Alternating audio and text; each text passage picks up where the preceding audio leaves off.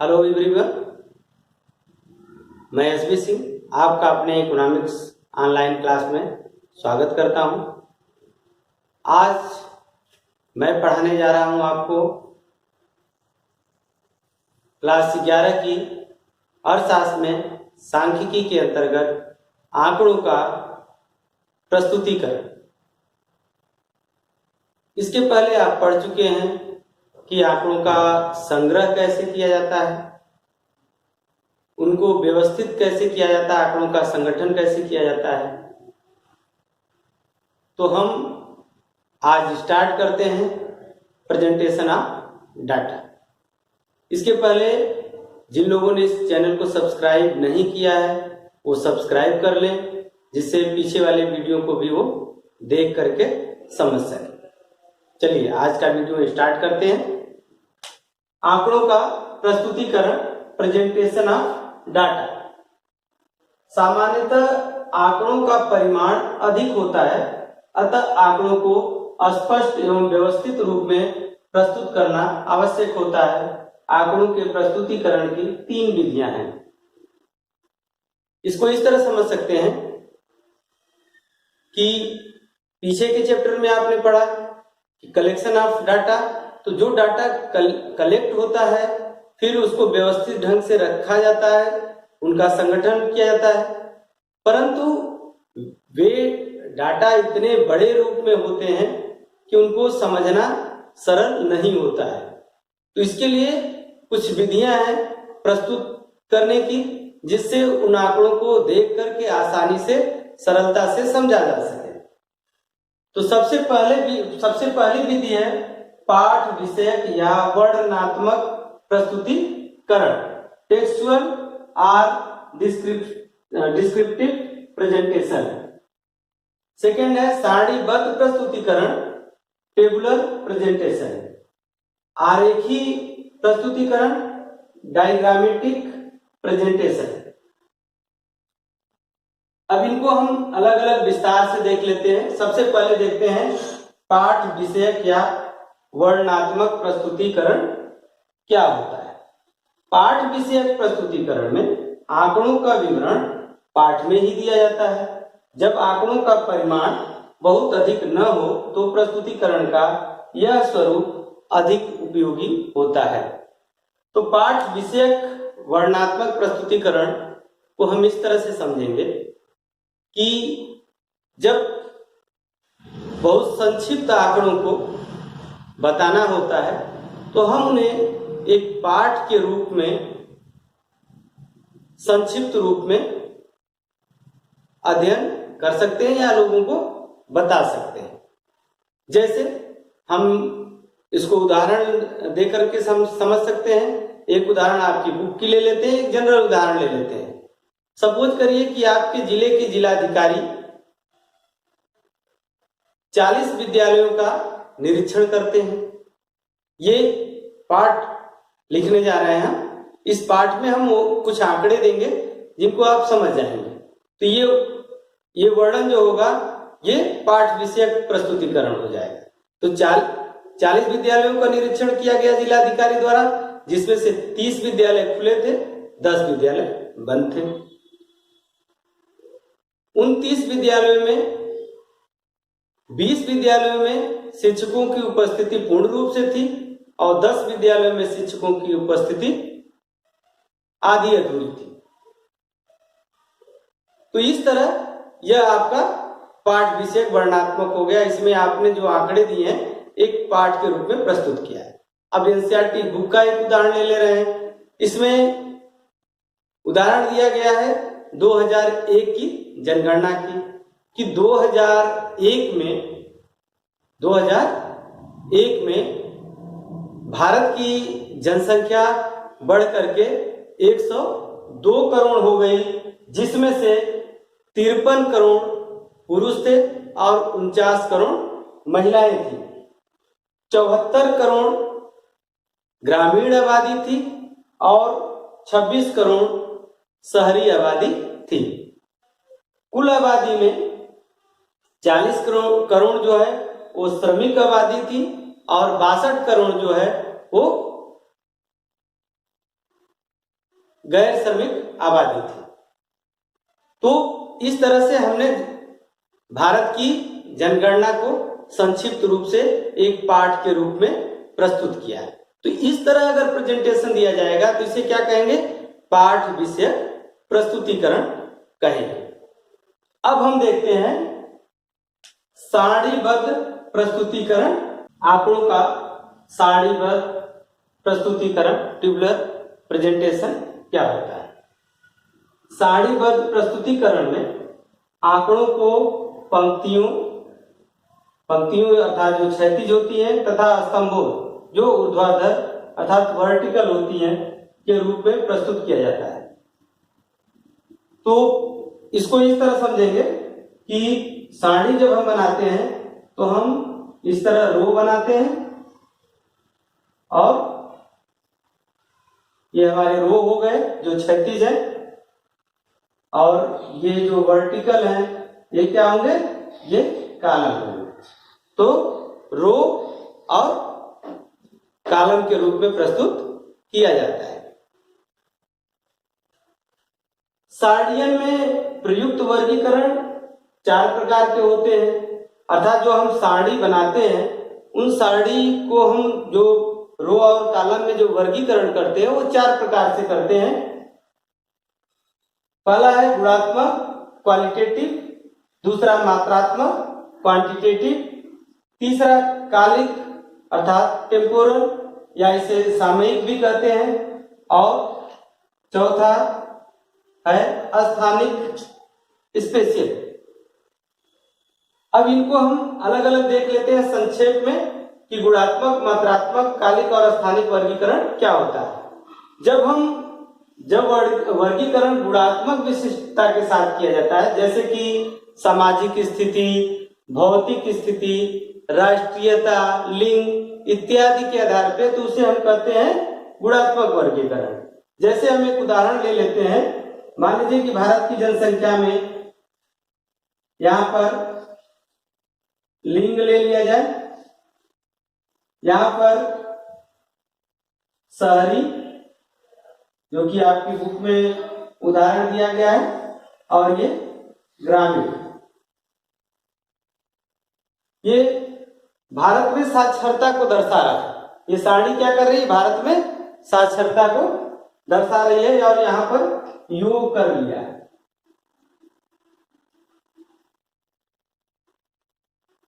अब लिंग में क्या हो सकता है? पुरुष हो सकता है, इसमें कोई संख्या तो हो नहीं सकती।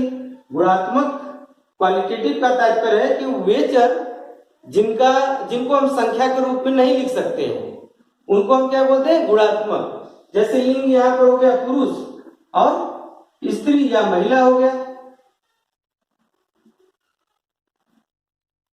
इसी तरह ये आपका हो गया शहरी, ग्रामीण, योग, यहां पर भी हम योग कर लिए। तो इस तरह से हमें कुल 9 कोष्ठ प्राप्त होंगे। तो ये जो हमारे ये कोष्ठ हैं इन्हें हम क्या बोलेंगे? कोष्ठ बोलते हैं। तो 9 कोष्ठ में ये सारी सूचनाएं जो है भरी जाएंगी। अब इसमें आप अपनी बुक में देख सकते हैं, जैसे 79% शहरी जो है साक्षर है, इसी तरह 64% ग्रामीण साक्षर है, फिर इनका योग कर लेंगे। तो इस तरह का वर्गीकरण जब इस प्रकार के चर रखे जाते हैं जो गुणात्मक हो, जिनको संख्याओं के रूप में नहीं लिखा जा सकता है, तो उस वर्गीकरण को हम बोलेंगे गुणात्मक वर्गीकरण। अब हम देखते हैं कि मात्रात्मक क्या होता है, इसको भी हम संक्षेप में जान लेते हैं।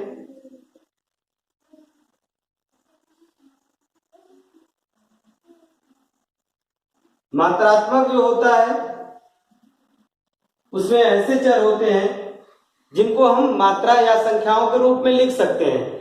जैसे सपोज करिए कि आय वर्ग दिया हो और यहां पर यह दिया गया हो कि उनका उपभोक्ता वस्तुओं पर खर्च कितना है।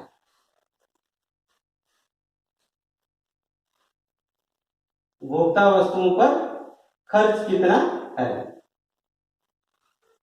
ये रुपए में है। अब यहां से हम शुरू करते हैं कि 2000 रुपए पर मंथ सैलरी पाने वाला अगर अपनी आय का संपूर्ण भाग जो है वह उपभोक्ता वस्तुओं पर ही खर्च कर देता है। 5,000 पाने वाला 4,000 खर्च करता है उपभोक्ता वस्तुओं पर। इसी तरह 10,000 वाले को 10,000 तक की, यहाँ 2,000 से 5,000 ऐसे रख सकते हैं ताकि बीच वाला छूटे न, निरंतरता बनती रहे। और 5,000 से 10,000 और ये 10,000 से 15,000 कर देते हैं। तो यहां पर ये दिखा रहा है कि 10,000 से 15,000 वाला जो है वह खर्च कर दे रहा है अपनी आमदनी का 10,000 रुपया खर्च कर रहे हैं। तो इस तरह का जब वर्गीकरण करेंगे, अर्थात ऐसे चर रखे जाएंगे जिनको हम संख्याओं के रूप में व्यक्त कर सकते हैं, तो उन्हें हम क्या बोलेंगे? मात्रात्मक वर्गीकरण, अर्थात क्वांटिटेटिव। अब हम देख लेते हैं टेम्पोरल या कालिक क्या होता है। कालिक का तात्पर्य जब हम इस तरह समय के आधार पर वर्गीकरण करें, जैसे वर्ष, जनसंख्या,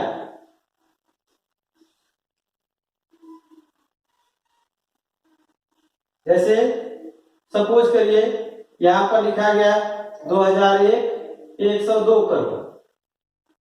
इसी तरह 2011 और लिखा गया 120 करोड़। तो यह क्या हो जाएगा आपका? ये समय के आधार पर दिखाया जा रहा है, तो इसको हम क्या बोलेंगे? टेम्पोरल या कालिक वर्गीकरण। अब तीसरा हम देख लेते हैं स्पेशियल, अर्थात स्थानिक। स्थानिक वर्गीकरण क्या होता है? जब हम किसी स्थान के आधार पर वर्गीकरण करते हैं, जैसे उदाहरण ले लेते हैं, उदाहरण ले लिया उत्तर प्रदेश का।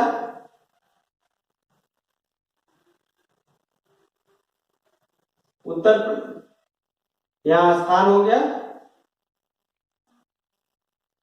उत्तर प्रदेश, बिहार, राजस्थान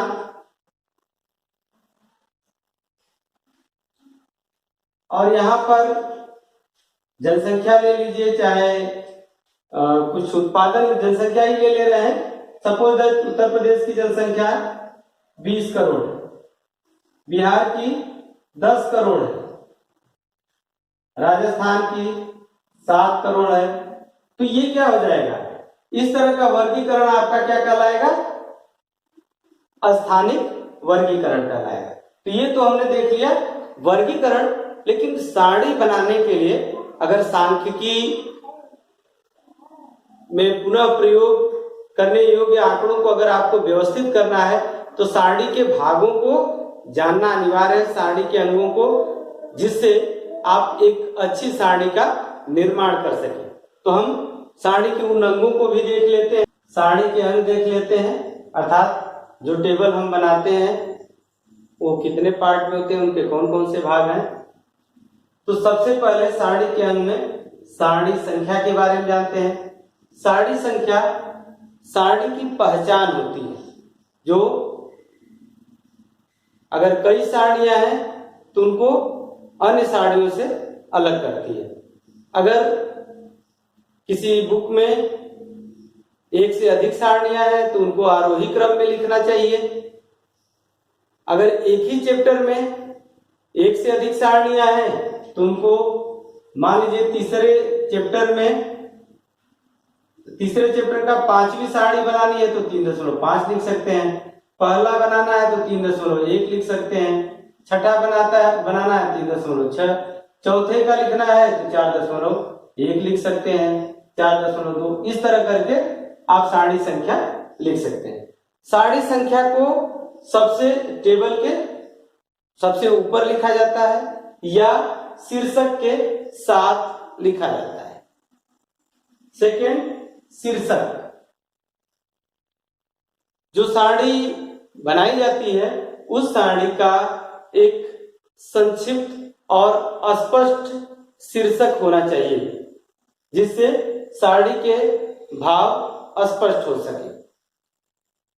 शीर्षक को साड़ी के साथ या साड़ी संख्या के साथ या साड़ी संख्या के ठीक नीचे लिखा जाता है। थर्ड है उपशीर्षक या स्तंभ शीर्षक।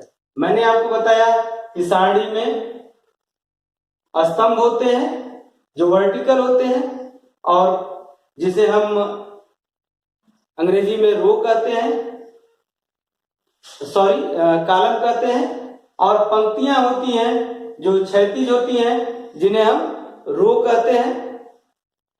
तो स्तंभ का शीर्षक को सबसे ऊपर स्तंभ का शीर्षक लिखा जाता है, जिसे हम स्तंभ शीर्षक या उपशीर्षक कहते हैं। अब इसके बाद है हमारा अशीर्ष या पंक्ति शीर्षक।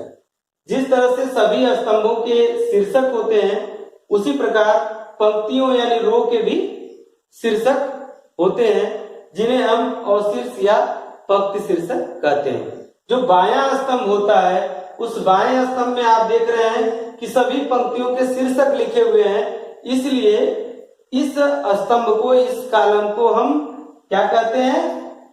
अशीर्ष स्तंभ कहते हैं। अब इसके बाद देखते हैं साड़ी का मुख्य भाग।